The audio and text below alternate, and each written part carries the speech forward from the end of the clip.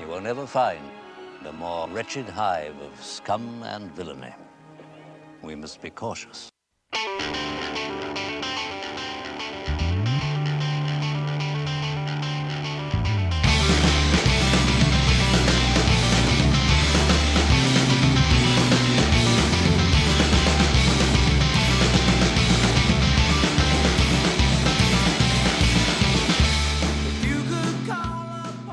Ooh, greetings, Bucketheads. Mavar Tigar. Welcome to a special Bantha Tracks episode of Mandovision. We're titling this one, Cara Dune. Nargai Tom, and thank you so much for checking out this small, independent Star Wars podcast. Remember, the best way to reach out to this show is via social media. We are at Mando_Vision on Twitter and Instagram. Please be sure to like, subscribe, and share the show with all the other Mandalorians in your covert. If possible or so inclined, please give us those sweet 5-star reviews on Apple Podcasts. They do a lot to help small, independent shows like ours stand out and not get lost in that crazy internet shuffle of podcasts, because there's so many. But hey, there's so many good ones. That's the most important part. Please head over to our parent website, 3bzine.com. We are a part of the 3bzine network of podcasts.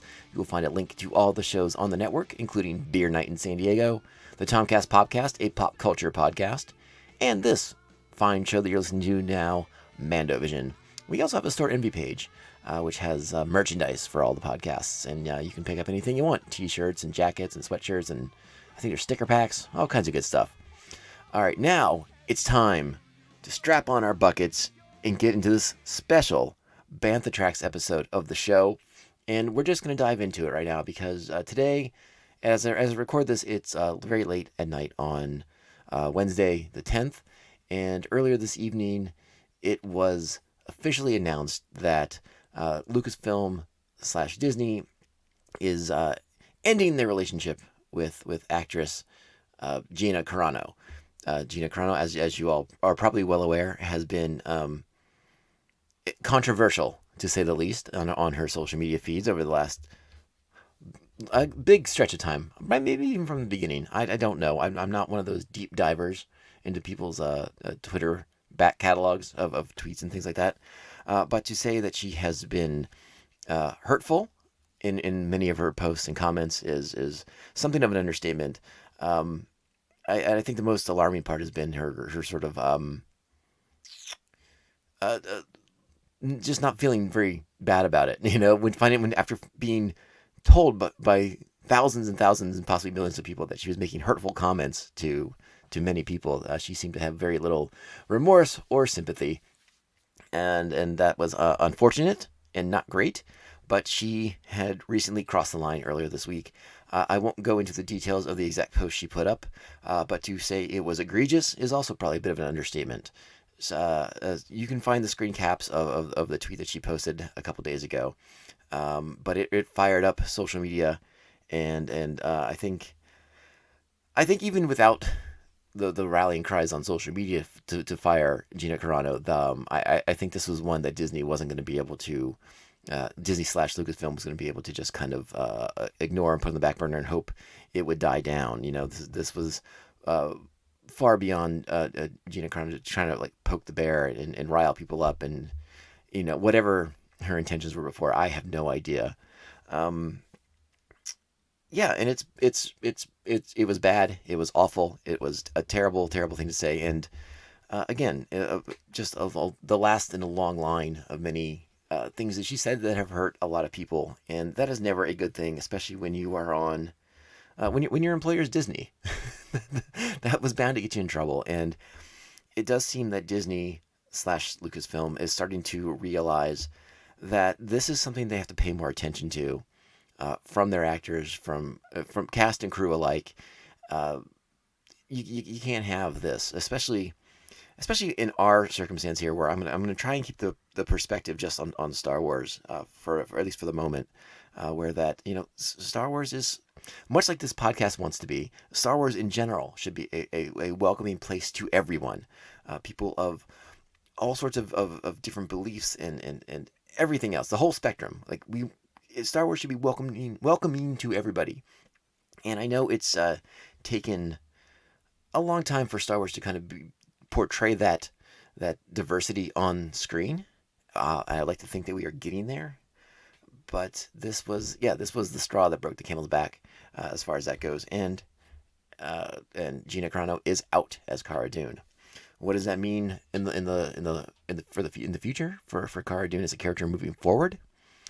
We don't know. There was no statements made about that, whether Cara was just not going to return to the show, whether there'd be some.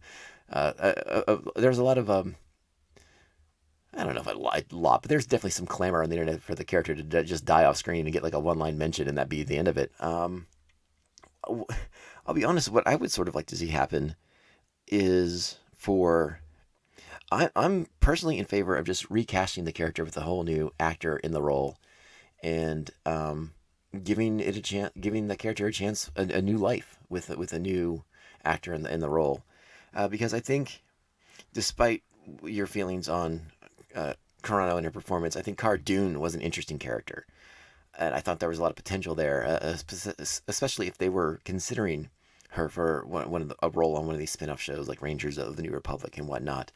Um, don't let this character be.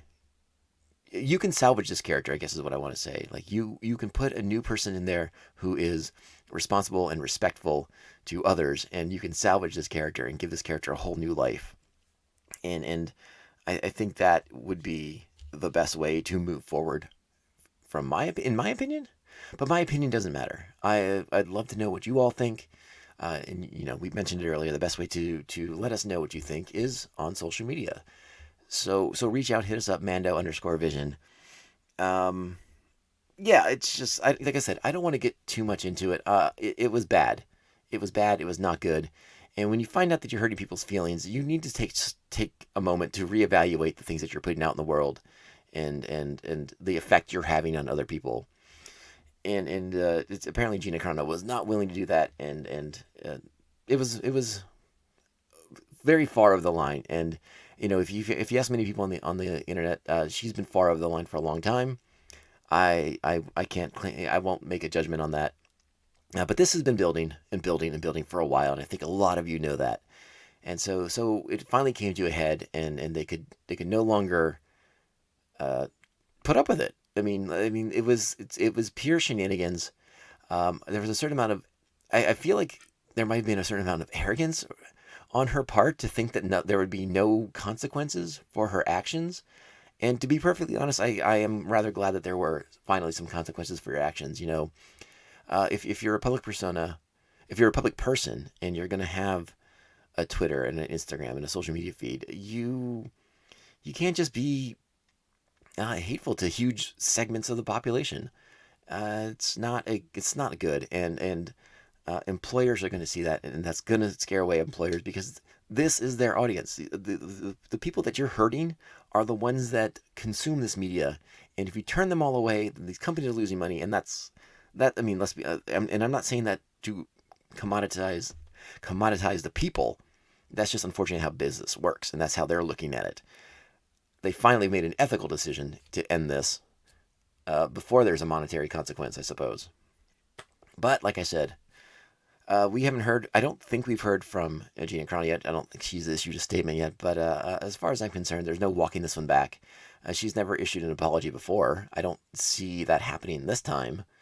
But I'm glad someone finally put her feet to the fire, and Disney slash Star Wars, Lucasfilm have said bye bye. So yes, sorry Obi-Wan Kenobi, we did find a more wretched hive of scum and villainy, and it was on Gina Carano's Twitter feed. Oh boy, yeah, it's a real shame. Remember, Star Wars should be for everybody, all walks of life, no matter what your beliefs and your way of life and all that stuff. I mean, Star Wars should be all inclusive for everybody, and obviously Gina was not playing along with that the way that Star Wars and Disney was hoping.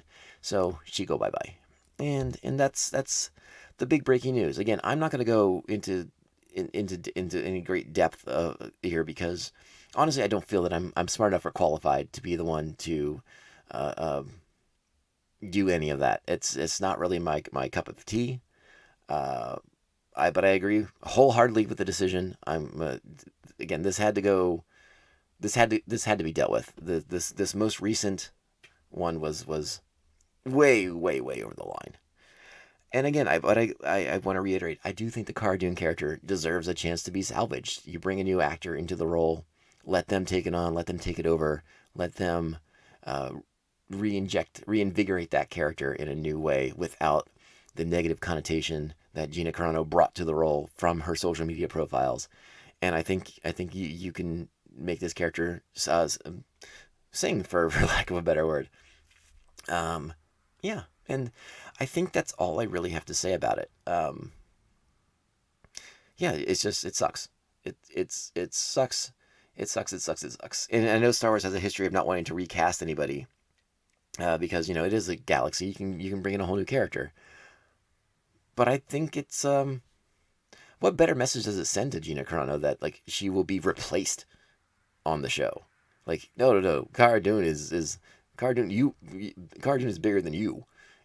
We'll just bring someone else in who can fill these shoes and then exceed in the role.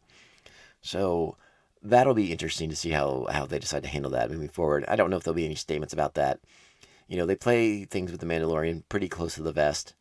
I don't know if there were initially plans for the Dune character to appear on Book of Boba Fett. Not quite sure. It seemed like it was a possibility with her role as like a marshal on Navarro. It could easily run afoul of Jabba's gangs. Who knows? But for now, Cara Dune is Cara Done. And that's all there is to say about that. Uh, so let's kind of switch gears real quick here because there is some positive stuff coming out, and I wanted to mention that too. It's never fun to listen to a podcast that just brings out bad news. And here's the good news: our main man, our main Mando, Din Djarin himself, Pedro Pascal. Don't worry, that guy's going to be working for a while. He just got a new gig. He has been cast as Joel in the Last of Us series that's coming to HBO. That is based on the Last of Us video game you may be familiar with. I'll be honest, I have never played it. I have heard many rave reviews about the game, but he is cast as the second lead of the show, and it was announced earlier today that Bella Ramsey, who captured the hearts of Game of Thrones fans when she played Lyanna Mormont I think it was in the final season of Game of Thrones, has been cast as Ellie. So they've taken care of their main their two lead roles for The Last of Us, and they're moving forward with those two actors in the parts. And hey, that's the plan for The Last of Us, the adaptation coming soon to HBO, which, by the way, is coming from Craig Mazin, who did, I believe he's the one who did the game, right? It was, yeah. Mazin did Chernobyl. Excuse me. I got it backwards. Mazin did Chernobyl, and then the other gentleman involved in the show, Neil Druckmann, is the one who did the game. This is the story for the game, I should say. So excited to see that Pedro Pascal will be working steadily. I guess there's some concern that there may be scheduling conflicts down the road, but we know that Pedro's not always the guy in the suit. So I'm sure they're going to be able to figure that out, and they'll be able to work around that scheduling and make it all happen.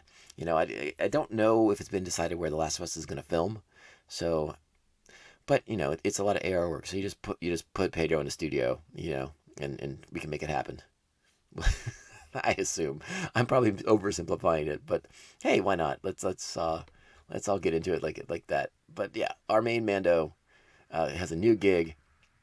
Whether it impacts the Mandalorian, we're not quite sure yet, but hey, we'll see how it goes. All right, so that's a short one, a short little Bantha Tracks to tide you over. I'll be perfectly honest. This was not the episode that I planned to drop on Thursday. I had a new episode ready to go, continuing our Clone Wars series of reviews. But then we had breaking Star Wars news, so I had to change plans. So get ready. There will be more continuing episodes of the Clone Wars season reviews. I'll just have to space them out a little bit more. But they are going to pick up in pace here over the next couple of weeks. I think we're going to try to be getting 2 out a week for the next several weeks for sure.